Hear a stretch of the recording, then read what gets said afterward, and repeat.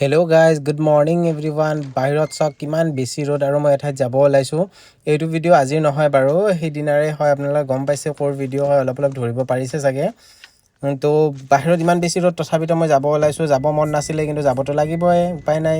কাৰণ কিহৰ কাৰণে গৈ আছোঁ আপোনালোকে গম পাইছে অলৰেডি। মই ভিডিঅ'জ ফটো আপলোড কৰিছিলোঁ কিন্তু মই ব্লগটো আপলোড কৰিব সময় পোৱা নাছিলোঁ একচুৱেলি। তো এয়া আহি গৈছোঁ মই য'ত আহিব ওলাইছিলোঁ। এয়া হৈছে মই স্কুলৰ ফ্ৰেণ্ড, আমি একেলগে স্কুলত পঢ়িছিলোঁ। আৰু আহিয়ে মই ইহঁতে ষ্টাৰ্ট কৰা দেখা পালোঁ। এয়া চাওক ফটো উঠাত ব্যস্ত একেবাৰে। সঁচাকৈ এই দিনটো বৰ আচৰিত হয়নে বাৰু? এটা জীৱন সলনি হৈ যায়।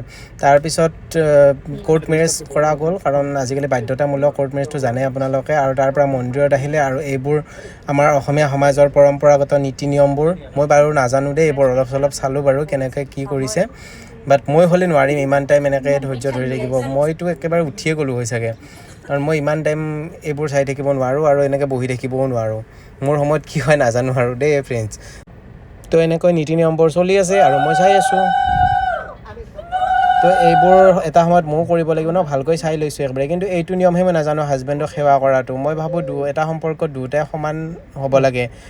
তো যিয়ে নহওক, মোৰ সেইটো থিংকিং আপোনালোকৰ নহ'ব পাৰে। তাৰপিছত আকৌ ফটোশ্বুট কিবা কিবি হ'ল আৰু মই তাৰ পৰা সোনকালে ৰিটাৰ্ণ হৈ গ'লোঁ, কাৰণ মোৰ অলপ কাম আছিল। তো আজি ভিডিঅ'টো ভাল পালে লাইক কমেণ্ট আৰু শ্বেয়াৰ কৰিব।